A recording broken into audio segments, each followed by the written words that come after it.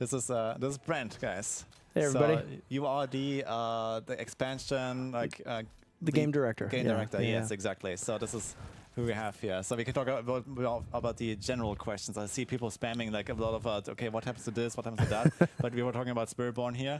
But now we can, nice to have you here. Nice to meet you. Yes. So if you have any questions here for the game director, guys, so we can talk about maybe, the general ideas of the expansion and, what kind of features maybe are coming or what to expect or so. I know that you still don't really have, all the details to share. That is correct. But there are some things that we see already here in this preview, right? That wasn't really like talked about or something, but that I just saw and mentioned. For example, there's clearly like a stat squish coming.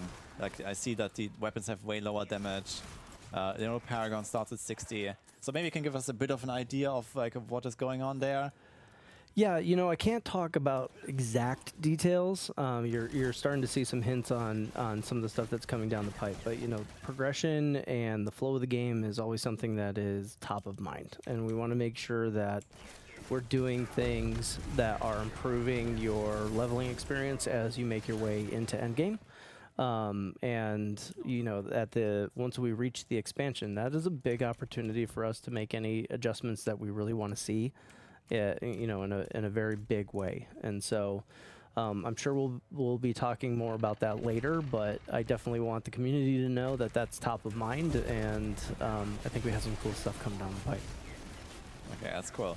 Do you have already like a timeline for this or something, or is that like something that will be decided at some point? So when you talk about timeline, there's like two things to consider. First is like the order of operations, right? Do we have a roadmap is a question that I get quite often, and that's something that we've been talking a lot about. The game, we have a lot of really great foundational stuff in the game, and we definitely want to make sure that we are expanding upon all the good stuff that we have, and we want to get into a position where we can talk to the community a little more openly and a little more consistently about that. Mm-hmm. As far as like announce dates for things, the additional stuff that's happening with the expansion, obviously we're talking about Spiritborn today. We're going to hit a couple more really great beats at Gamescom. Mm-hmm. So it's going to be some other big reveals and stuff? We're going to be talking about more stuff once we even get to Gamescom, and which isn't that far away. Which is kind of cool. It's next month. Yeah. So it gives us time to really kind of clean up the. Are you going to Gamescom as well? I am. Yeah. Okay, so we're gonna see hopefully each other. I see you there. Yeah, I'll be there actually. So we're gonna see each other again. Yeah. Nice. And maybe especially like after reveal, maybe can actually sit down and maybe talk a bit more in depth 100%. About some stuff. That would be cool. Actually. Yeah. Nice. Okay. Yeah, it's one of those things where I desperately want to be able to talk about a whole lot more, but we want to make sure that we're ready to talk about things and that they're in the positions they need to be in so that we can talk about them cleanly. Okay. Like how much of this like expansion, reworks and rebalancing or whatever you're doing kind of like comes from the learnings that you've had from like the live game now? Yeah. So like how is that actually working? That is that's actually been, I think, the biggest luxury for the expansion. Even though it's hard to kind of take designs that we're going after and adjust them on the fly as we're learning from the last year of content, it definitely sets us up with a far better foundation for the things that we're doing. So, for instance, all the balancing work that's been going on with the original classes, all the itemization changes that we've been doing for the foundation of the game, all of that is we're taking advantage of all of that momentum to make sure that the Spiritborn is maximizing that. So there's sometimes there's this misconception that the team is split up and they're working in their own little vacuums on these feature changes, and that's actually not true at all. They're sitting right next to each other. Bjorn's sitting next to Colin.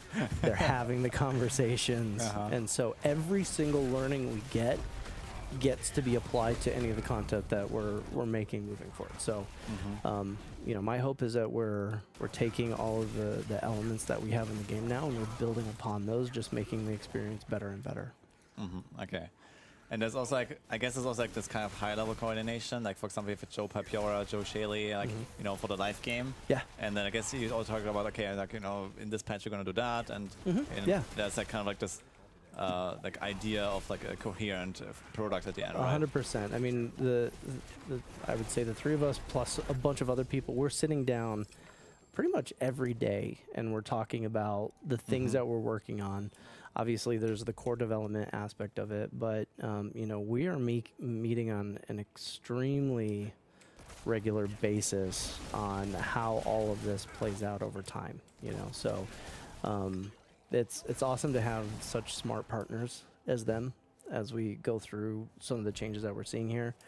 And so it'll be really interesting to see how everybody sees all that coming together once we get to the launch of this game. I see a lot of people in chat asking about also kind of like long requested community features, or like long requested quality of life features. People talking about Party Finder, Armory. Is there like anything like in that sense that's not just like content that is coming that you might be able to talk about, or I don't know, give us something? I can't confirm anything, but we know that like managing itemization is like a pretty big deal. Build complexity is getting greater and greater as we continue to expand upon the game. And a major part of our releases is always sitting down and saying, what's the suite of quality of life that we need to tackle right now? It's informed by a couple of things. First, is the feature in a position, are the things that need to be done in order to get that quality of life feature out correctly? And that may take time, so that adjusts the timeline. And then how much does the community care about it? So yeah, I could tell you a lot about these things I mentioned. Exactly. And I just want to really encourage people, like, the more passionate you are, the more we hear you. And so okay, guys, go to the forums right now. and don't feel like you're not being heard, right? Like it's a pretty complex game, and it's we are not we're just as big of fans as everybody else, and we're not unaware of some of the things that you guys are asking for. And so it's really about taking our time, understanding how we're going to implement stuff like this into the game, and finding the right release to do that as well. So yeah, I think just summoned an avalanche, by the way. So I just I know. I don't have my glasses on, so I can't read it. So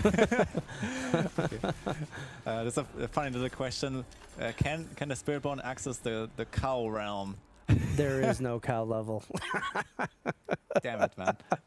Oh man, I love that. It's to the point where I think I'm going to get a tattoo for that. So. Maybe we just haven't found it, guys. Okay, any other questions here? I'm trying to scroll a little bit through the chat. So, where do we have something? So we talked about like the quality of life features. Maybe some generic question. Like, sure. What was kind of the idea to make this the expansion? Like, this theme, this jungle. Yeah. Like, is there like something that you have like the overall roadmap? Okay, expansion 1, expansion 2, expansion 3. This is where we're gonna end. Like in 5 years, 10 years, or whatever, right? It's like this kind of like we want to do at least this until then or so. Yeah, we have a very broad strokes picture of where we want to go, right? Whether you're looking at that from the feature set to what we want to do from a storytelling standpoint, there are steps where we're like, yeah, that is a path that we want to head down. In the case of Nahantu, we knew we were going to go to this region. It's literally the last chunk of the eastern continent. But there was a lot of serendipity with like the elements that were here, right? We knew that there was a strong D2 connection. We knew we were telling a story of Mephisto. We've done all this dark gothic stuff. We knew we wanted to add something that was fresh but didn't necessarily betray the dark tone that we were setting with the game. And so like all these things kind of like came together. And that left us in a spot where we're like, okay, now what do we do with that? Right? And that's where the brainstorming comes into play, and we started talking about the key locations like Kuros. It's like, God, okay, visiting Kuros as a capital city, what does that really mean? How, like, we can't have this area without dock towns, right? Like, we've got to do something there. And so we took the opportunity, because we knew what kind of story we wanted to tell. We took the opportunity to kind of branch out into a lot of this nostalgic space that we have with the expansion itself. There's a question: are there any thoughts about an Asian-inspired zone, like Buddhism and Hinduism, and so on. Well, lore-wise, Zensai has a lot of those influences. Yes. I don't know if I'm pronouncing it the way that others pronounce it. I know it's one of those tricky names, but yeah. It's like the monk area from Diablo 3, right? Yeah, they worship 1,000 gods, and it's if you go into the deep lore of the Zensai area, that's actually where Akarat was born, and so he's got a lot of roots there, as well as his roots with his mother in Nahantu, and so. From a lore standpoint, we look at all these spaces as opportunities. Like, what does that mean? So, I love the fact that we can be inspired by the world. Yeah, I mean, there's a lot to draw from, I guess. There really is, and just like looking at the sanctuary world map, basically, and you said we're on the last part of the eastern continent now, but then there's also like the western continent. There's like the northern stuff. There's like these Skovos Isles with like I think the Amazon connection and stuff like that. So it's all ripe canvas for us to paint on as we continue to move forward. So. People are asking about auction house. Is that something that you have considered? The auction house in D3 was. I think we still have some scars from how that played out. We don't have any plans for any kind of real-world auction house, but we do know that trading is really important. Yeah, doesn't have to be real money auction house, right? Correct. It's just like people are looking for ways to trade, like a bit easier or something. Yeah, trading is definitely top of mind, and we're trying to relax any kind of things that are getting in the way of making that more easier for our players. So, as far as a feature is concerned, I have nothing to announce today, but I can tell you that pretty much every step we take with any kind of new items that we're adding into the game, trading is the forefront of that conversation. Okay, that's interesting, actually. Okay, ask about the new enemies. See some cool enemies. Okay, so we saw like earlier, you weren't here yet, but I fought this the priestess boss, the tentacle boss. Oh yeah, I was actually watching out in the hallway while you were fighting it. They're one of my favorite bosses of all time. Yeah, it looks really cool. It feels like a cool boss fight that I think it needs to become like an Uber boss at some point or so. Okay, that's good feedback. But yeah, either way, what is the idea behind the general theme of the monsters, or why did you choose this? I mean, of course, there's like some old classics coming back. We saw the fetishes and this jungle stuff. Yeah, we definitely wanted to make sure that we were adding new monsters just for the sake of you want new things to fight, right? Like you're going to expand the game, you want new things to fight. But making them thematically relevant, we had a couple of different opportunities. So you saw the flares spawning in. And it's we're returning to the region, so let's have some nostalgia in there. It's a lot of fun. But then we want to make sure that we have things that are relevant to the state of the world in this moment. And so you've seen the hollows. They're all the sludgy-looking things that have been running around. It's the basis of that dungeon boss that you were talking about too. And it's what happens when someone like Mephisto returns? That was the basis of when we were talking about these things. I saw some of these areas that have this kind of scarred demonic look, and then there's this barrier, and then the monsters don't even pass through the barrier. So I think it's kind of cool. I guess it has to do with the quests that you're going to do in the campaign. Yeah. So when you get through, you'll see how we kind of interweave a lot of this content in there, and I just really love this idea that something as ancient as Mephisto returning would bring back something equally as ancient and abstract as the Hollows. So yeah, they're a really cool family. They have this hatred look, just like that barrier. That's actually the first time doing the Stronghold here, and I just tried to find the entrance. So it looks kind of interesting. It seems like every time I join a stream, someone enters. Really? Yeah, enters the Stronghold. So. This is a really good example too of we're gonna take this zone and we're gonna fill it full of the content that you're familiar with from the other regions, but then we get to take a couple of little risks, right?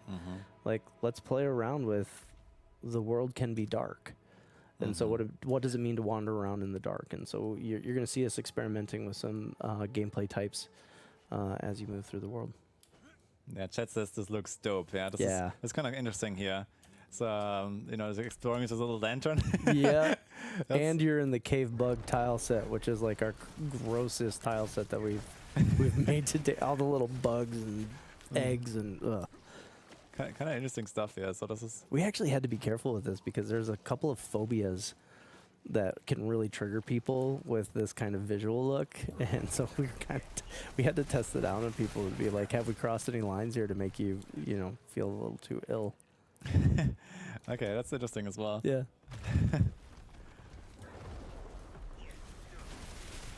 Okay, someone is asking, can you discuss the disconnect between social aspects, like being punished for partying up with friends, common issues playing together alone? I'm not really sure exactly what they're referring to, but I guess there might be like this kind of a general idea of, okay, how do I feel about social versus single player? Yeah, exactly. So this is kind of like maybe where I could chime in a little bit.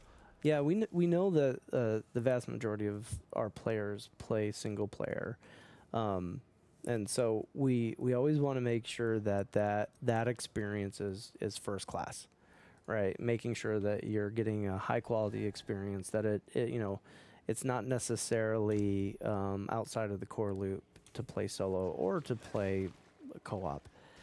But we also know that there's a growing number of new players that all they know is playing socially with their friends, right? And so how do you tiptoe into social play in a way that complements the core of what Diablo is, and introduces those players and gives them some mechanisms that they can work with to make it a more social experience. So I think it's something that we're going to continue to grow because our community continues to grow.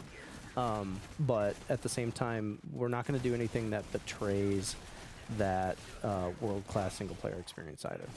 Yeah, I guess kind of related to that question might be like this new kind of like raid system, whatever we're gonna get. We haven't really heard any details about it, but it sounds like just like exclusively co-op, and a lot of people are worried about that. Oh, so we'll talk about more of our features in depth, probably closer to Gamescom. But experimenting with co-op does not necessarily mean that we're going to be forcing you into a play pattern where you have to play co-op to be that's a part of the core loop. And so that could be said about a lot of the activities that we have in the game, where we're giving you options for ways to play inside of the core loop, but we're not forcing you down any channels where that is like that's the only way you can get the best loot in the game. Okay. So basically the TLDR is that, yeah, it's going to be fine, I guess? It's going to be fine, yeah. Okay. It's experimenting, we're going to be experimenting with a lot of different activities in the game, and none of those are going to sacrifice your core play experience. And here's a comment about mercenaries.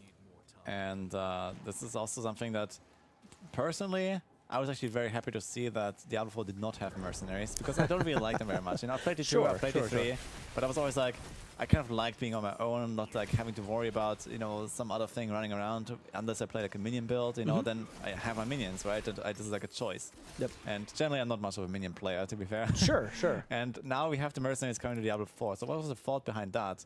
Like, why did you want to do that? And like, what role are they supposed to serve? Yeah, we'll do a deeper dive with mercenaries, again, closer to Gamescom, but the initial idea around that is like there are some people who miss out on that like small party style experience, right? And so if you look about the accessibility for players that are coming in, they may not be the crunchiest of players, but they're like, hey, I'm rolling a Sork, I'm a fragile build, I might need to complement some of the stuff that I'm doing with like a tankier character. And so the idea is that mercenaries can start filling some of those gaps for players that may want to have a little extra coverage in something that they don't necessarily understand with their build. Obviously, it's a feature that we've modernized. It's going to offer up a lot of really interesting things, but we'll get more into that probably closer to August. Okay. Is it like basically required to have a mercenary? Or for example, would you also offer like a way to like, do like a lone wolf kind of bonus? Yeah, that's actually, because I can't go into the details, I can't talk about it, but okay. I can't say that we have not had that conversation at some point. Okay. Yeah, just, It's just asking. It's fine. Yeah. That's all right. That's your job. A lot of people are asking about PvP. Have you considered anything about PvP for the expansion? Yeah, the expansion doesn't dip any further into PvP. You know, we know that it's kind of a unique space, and we're still learning a lot about it. But it's something that you know, we're not adding an additional PvP zone into the expansion. We've kind of kept it focused more on the core content in the game. Okay, I see. Yeah, I was kind of expecting that maybe we'll get like, you know, a small extra PvP zone, like maybe with a different rule set or so to kind of expand on that, and I kind of make that part of the player base happy. But yeah, okay, in that case, guys, nothing. Yeah, it's as people play that and it expands, we can start talking about it. But right now, it's been at a pretty steady state, and so yeah, we didn't overinvest into that in the expansion. Yeah, I guess from like the dev side, the PvP stuff is kind of like, you know, this extra thing. Yeah, it's a fun mode. Like, yeah, and there's definitely a player's type that likes to get in there and do that PvP content. Yeah, it can be kind of fun. Like personally, as like I'm playing mostly hardcore, I can't do much PvP, but right, the last thing you want to do. We did have actually some hardcore PvP tournament like at the end of the season, and then you know, at fight to the death and so on. That's kind of funny. But you know, also nothing really big for myself personally. But I know there's like people always asking me about PvP and if we're gonna make like a softcore character to the PvP or so. But I guess this is generally not a huge feature for you guys to consider, I guess. Well, it's not in the spotlight right now as one of the things that we could focus on. I think that there's a lot of other things in the game that we can build out that I think the majority of the fans would like to see first before we start like expanding upon PvP. Are we getting a new world boss? World bosses? I would say almost guaranteed, actually. Well, it's definitely something we're not talking about today, unfortunately. Sorry, chat. Yeah, that's gonna be a new world boss for sure, man. I mean, I saw the arena here, right? I think this must be the arena, or maybe it's somewhere here. But anyway, so it looks like there's an arena for it. Spots on the map, right? Yeah, so there must be a new world boss. How big is the new map? It looks actually like pretty similar to the other zones, right? Yeah, so we took a lot of care in that. Yeah. Is there like some stuff that we don't see on the map, like underground areas and stuff as well? Because, for example, we have like the Durers of Hatred, I think from Diablo 2, for example. Is there like an area that is like maybe not even shown here? Or yeah, I mean, obviously the dungeon content expands way beyond just what we see in the map from the overworld, right? The overworld itself for the region is very similar to the overworld size that you'd see with Scotland or whatnot. And I think the one thing with this is that we could probably fill it with just a little bit more content, but we wanted to make sure that like going to this region had the same vibes as going to the other region as far as like space is concerned and content is concerned. Okay, guys, collect your altars of Lilith again. Yeah, renown is something that still applies as you come into the new region. So for those completionists, you got stuff to do there. Yeah, I did count the skill points, and it looks like we're gonna get 2 extra skill points, just like for the other regions. And are there gonna be altars again that we collect, or what? Is it like kind of like a similar thing like before, where it's like this one-time completion? Yeah, you should be able to jump in there and see what we've done with altars. And so I don't want to spoil anything, but you definitely want to go in and you want to explore the region to its fullest. Okay. Yeah, I think here on this build, I think there is no altars. But there is the filter, but I don't see any. So if the altars are on, I'd be like, "What's wrong with this build, Kyle?" Okay. No spoilers. All right.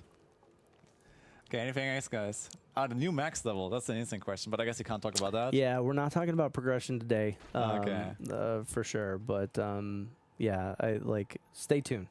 Stay tuned. Okay, so that's good. Yeah, I'm quite excited to hear that. Yeah. Actually, so. It sounds like, in general, there has been like this rework done, and you know, like trying to modernize the game a little bit. Yep. And I guess there's many opportunities where you can like do little tweaks, or Correct. not even little tweaks necessarily. Yeah. I mean, it's like I said, just similar to the class. All the learnings that we've been getting along the way in the last several seasons. It's the same thing with the world and the activities themselves. We're taking a lot of that and trying to apply that feedback to the overworld. We're applying feedback. You'll see differences inside of the dungeons, yeah, I think you're really going to enjoy the flow of this. I don't know if you can feel it as you're playing, but you know, the flow feels pretty sharp, and I think you're going to really like what you see. Okay. There's a question about runes, rune words, and set items. Is that anything you can discuss? Yeah, we're not talking about itemization yet. Okay. You know, but I think it's fair to say that everybody wants to see some kind of evolution of itemization or some addition to itemization as we're moving along. So, you know, the expansion will announce what that means for the expansion itself here pretty soon, but we're not talking about it today. Okay. Like for you personally, what is like your thing that you're looking forward to the most for the expansion? Like when it goes live, like, you know, like I want people to see this and I've seen the actions, or I don't know, or when you play yourself. Yeah, you know, I love the fact that this is new and nostalgic. You know, as a kid gamer, Diablo 2 was such a huge influence on me, right? And so to have the opportunity to come back to a region that gives you some amount of reimagining, like a kid in the candy store, you know, I just to be able to take part in a franchise and actually build upon a lore that I think we just scratched the surface on. You know, I really hope people appreciate that subtle touch that we put into that. The other thing is the class. I mean, how often do you get the opportunity to add a new class to a franchise this big? Yeah. And, you know, I know we catch a lot of heat about, like, what class is the class we should do next, but, you know, what we came up with and what we were able to accomplish with this is really, really special, and I hope everybody loves it. As a question, will this expansion make the original game unplayable like Reaper of Souls? Oh, no, no. We've kept that way more in mind. I wasn't on Reaper, so I can't, you know, vouch for those folks. But one of the things we wanted to make sure of is that even if you don't come into the expansion, you're still getting a AAA experience. You'll have everything that's available to you that you have today.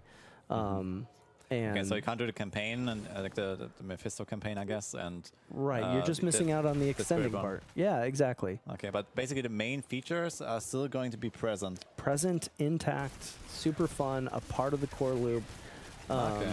Yeah, so it'll all be there. But if you want to experience a really kick-ass new class and you want to know more about what's happening in the story, and you want to explore this new region, that's where the expansion comes into play. Okay. What does that mean, for example, for mercenaries? Will they be available to like classic players? No, mercenaries will be a part of the expansion. Yeah, so I guess you will lose out on some stuff like that, basically. You will. But it's not like it's unplayable. It is not going to be unplayable in the slightest. Yeah. Okay, I see. Yeah, that's actually kind of nice, because like in Diablo 3, that's basically what happened, right? Diablo 3 vanilla is like not a game compared to Reaper of Souls, basically at this point, right? So it's like yeah, it'd be really irresponsible of us to like break the base game, and that's not the case at all. We're definitely keeping that into account. Okay. Have you thought about adding some kind of like very small scale content? Like, okay, we talked about cow level isn't real, but something on the level of cow level, like, you know, extra content, extra little thing or something like that, that is like, you know, something to do on the side, or I don't know. Like other games have like these mini games, I don't know, like fishing or whatever, right? So is that something that you would think about? We think about it all the time. You know, the team, you know, while we're developing, we're coming up with like really new, cool ideas, and it's, you know, it plays into the formula of us determining what kind of is packaged together and gets released. So, yeah, we're thinking about it all the time. Many team requests for fishing. Oh, the cam dropped off again, man. Oh, okay. no! Yeah, blood is fixing it. By the way, how much longer do we have? 30 minutes? About 30 minutes. Okay. We've got some other folks here too. If you have questions that are specific to art or narrative, like we can. Okay. So they're also going around the streams now, or what? Yeah. So okay. If you want to do a quick vote on chat here, do we want to know about art or do we want to know about narrative? To be fair, I think my chat would probably mostly say, okay, just you stay here. to be real. Yeah, so. Well, I'm super glad you got a chance to talk to Bjorn, man. He's like he's the guy that you want to talk to. He's the beautiful mind. So. Okay, so I see some people say art. We can talk about art and whatever mechanics. I mean, okay. I mean, for mechanics, I guess it's mostly you if you want to talk about anything like that. So. Class mechanics and things along those lines, or? Well, I actually asked Bjorn earlier a little bit about this. Like, Sure. okay, we talked about the Spiritborn a lot, but also like, what happened to the other classes? Maybe can like explain a little bit. Like, okay, we have the new class, of course, like the big hype thing. That's like the big selling point. But what happened to people that don't want to play Spiritborn? Yeah. So the way that we think about classes is that they are going to be a constant work in progress. You know, so they're not a static snapshot of when they've been created, right? We're not just going through the balancing process. Like, we want them to continue to grow. You're actually even seeing it now with what we're doing with weapons, for example. And so we want to make sure that the classes are not at a dead end, and we continue to invest into those. I can't tell you what we're doing with the existing classes right now, but the methodology is that we'll continue to expand upon the Spiritborn, just like we'll continue to expand upon the base classes as well. Yeah, I mean, I guess the Spiritborn is going to get the spotlight now for the start. Of course, yeah. And you know, then it's just going to kind of like integrate into the game, and it's going to be one of the 6 classes basically, right? After the yeah, we definitely gave a ton of attention to that. I finally found the boss, by the way. I feel like this entire time you've been sitting here, I've been running through the darkness. Oh man, this is a very interesting stronghold, though. To be fair, it is very interesting. So this is a oh. Okay, I got one chat. Oh, Jesus. Okay, the team is watching, so time for Plan B here. We go gorilla. Yeah, this is a really good example of us taking some risk on some mechanics. You know, the idea of like let's what does it mean to go dark? And it's very very immersive. Like I want to replay this at some point when I'm like not talking to anyone. Well, I was gonna ask you. It's like this is the I can't talk and play. Like this is a real skill. This is pretty amazing to watch you play and talk and read chat at the same time. I mean, to be fair, like, you know, this is like relatively easy stuff most of the time. Besides this boss fight now, so it's kind of like you know, just pressing buttons. Gotcha. So not super tryharding it. That's the trick. Okay. Yeah, but. But yeah, the stronghold is awesome. They say, I agree. Actually, it's like something very unique. Yeah, and I like that you're experimenting with stuff like that. Yep. Just trying to figure out what they want me to do here. Yeah, let's watch for a second. I guess you have to use the lander mechanics, so this is like what I expect is going on here.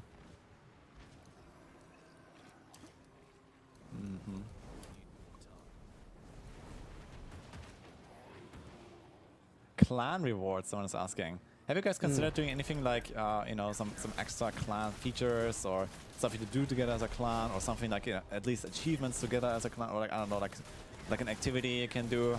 Is that something that's on your mind? It is. It's absolutely on our mind. You know, I think one of the probably biggest areas of growth for us is like how do we enable the community to work together towards goals and things along those lines.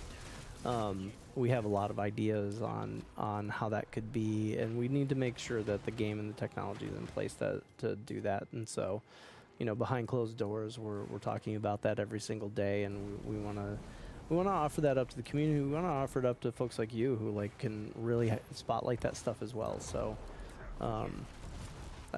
nothing particularly specific that I can announce today, but it is actively being worked on, that general theory of how do we get the community more involved. Okay, that's cool. When was actually the time that we started working on the expansion? Like, it was probably way before launch already, I assume. Oh God, yeah. It's you know, the expansion did start before the base game shipped. You know, like I said, we had some ideas of where we wanted to go. You know, the base game had a bunch of ideas that we had to pull back on in order to hit launching the game, and we wanted to make sure that the base of the game was as polished as humanly possible. And so, some of those things that hit like, oh. Okay, what is going on? Some of those things that hit the cutting room floor actually really influenced the expansion itself. Sorry, I'm interrupting. That's fine. It's fine. Yeah, I need to figure it out. But this guy does a lot of damage, I noticed. So yeah, Chat is trying to figure it out now. What's going on here? So there's like these lights, and you can't attack him while he's in the shadow. That's what I noticed. But at some point, the light goes out, and then it's like, okay, let's try this again.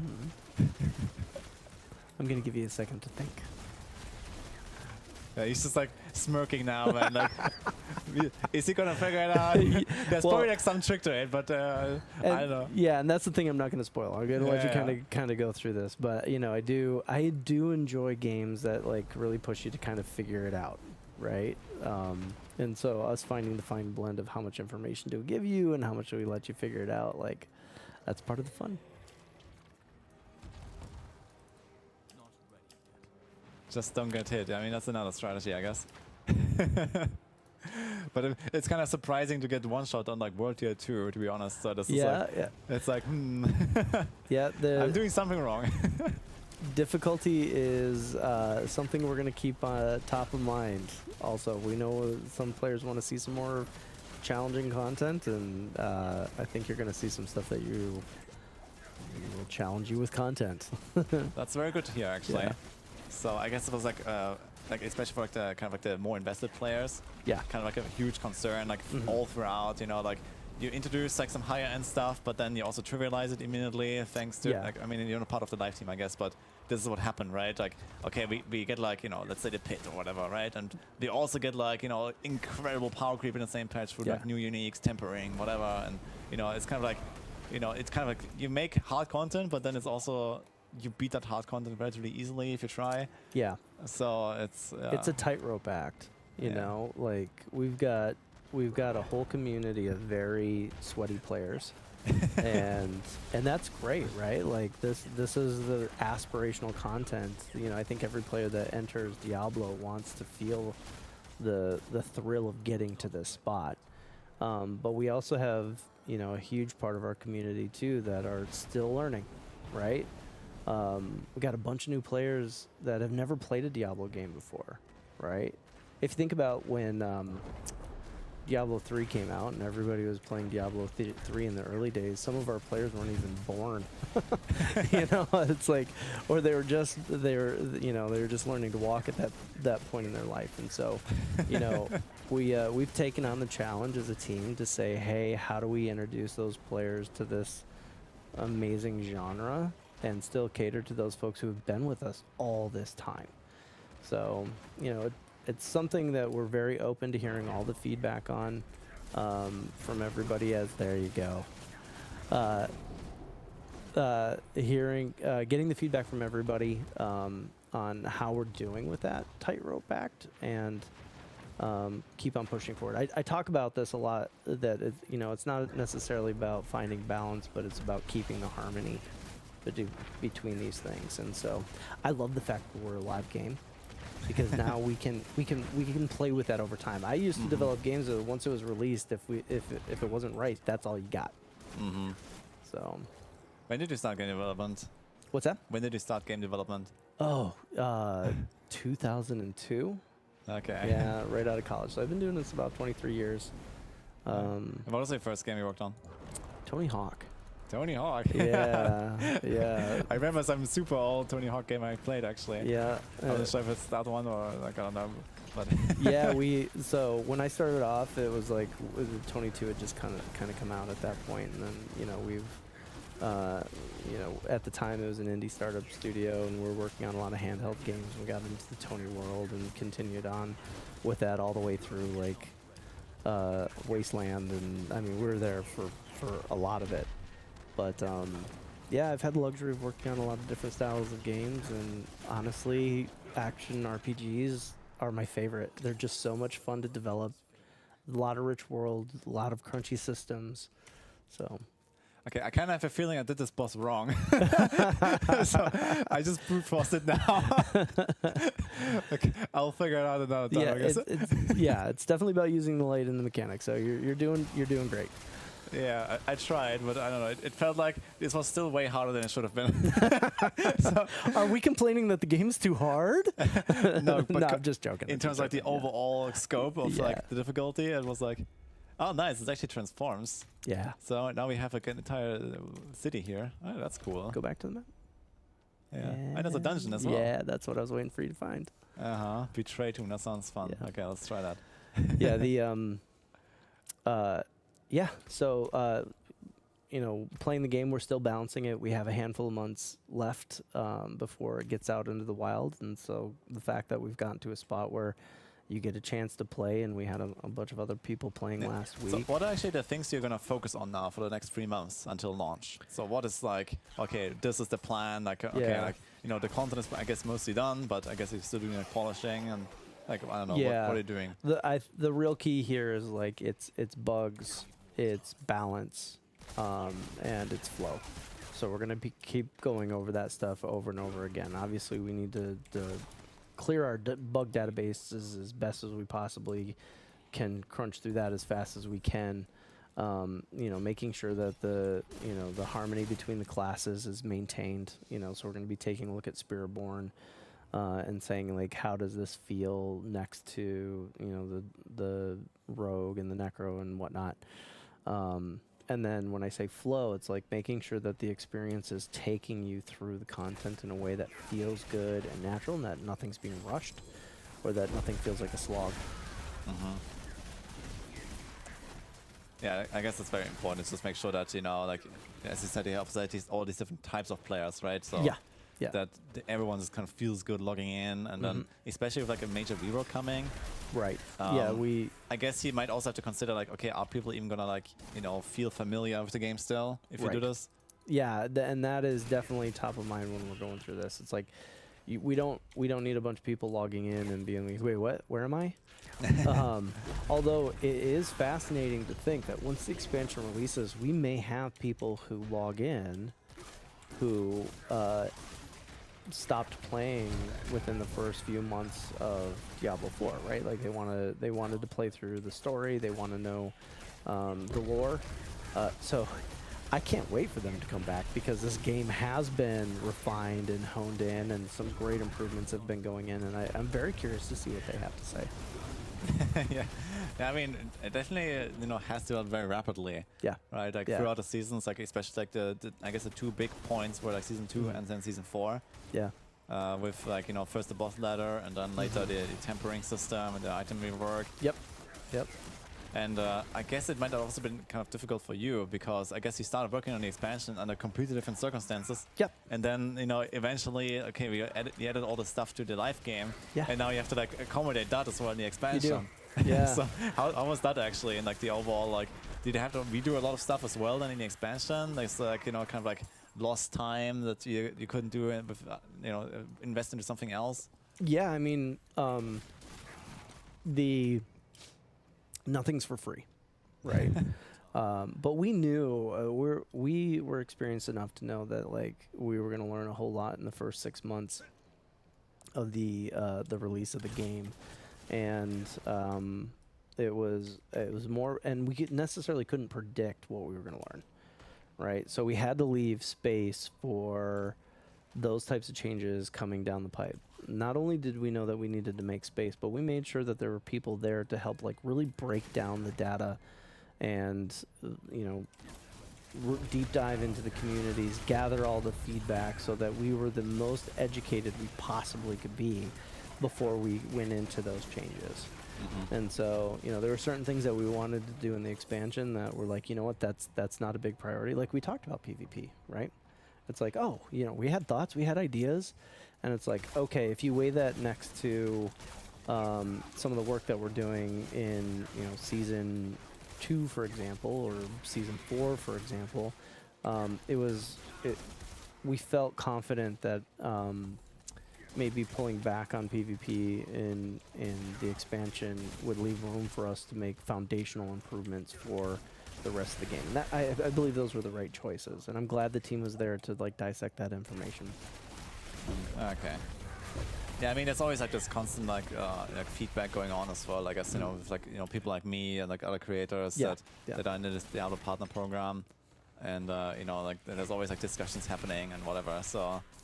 And one of the things I hope to see as we continue to move forward is that we get more opportunities like this, like just a real conversation. We're going to sit down. I mean, we're gonna talk it seems about like Blizzard was like very like secretive about the expansion, like, even Yeah. up to now, right? Like you still have like, you know, Yeah. okay, we have the Spiritborn now finally, Yeah.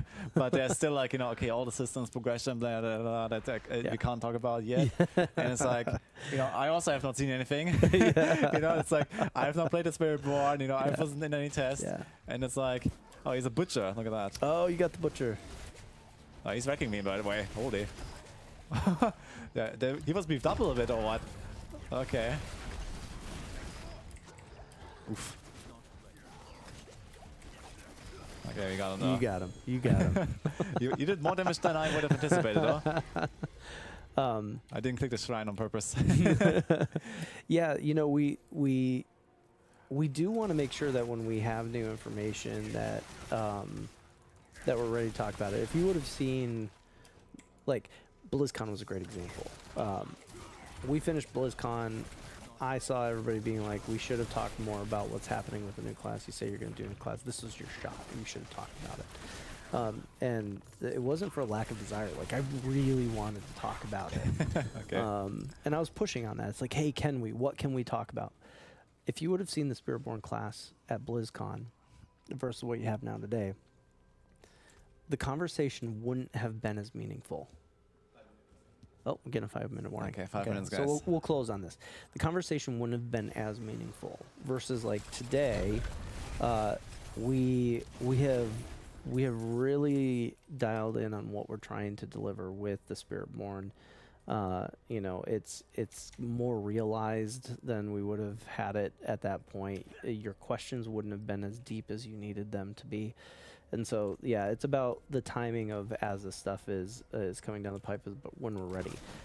That being said, it's also a live game. So even if we're not talking about the next class that's coming out, we can talk about how you feel about the present state of the game and have a more open dialogue about that itself. So, you know, I'm really hopeful that we're going to get into a spot where these conversations become more frequent and more fluid.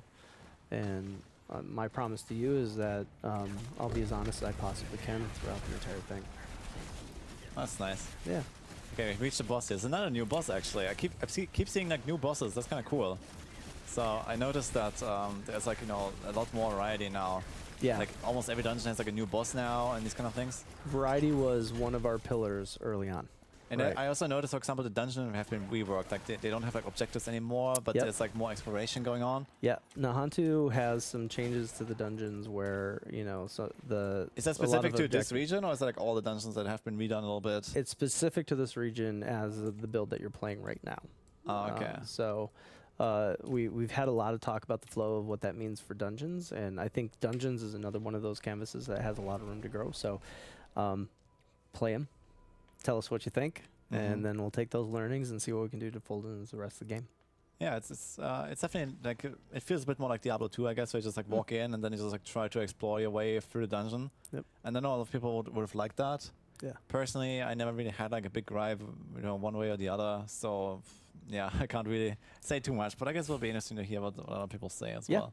Yeah, I'm looking forward to October 8th, everybody. So yeah, if you get your hands on it, let us know what you think. And this has been great. I really appreciate it. Yes, thank you for coming. Yeah, no problem. So guys, Brent, the game director for Vessel of Hatred. Take it easy, everybody. Thanks for hanging out. It was a pleasure having you. Yeah, Thank you. thank you. Bye-bye.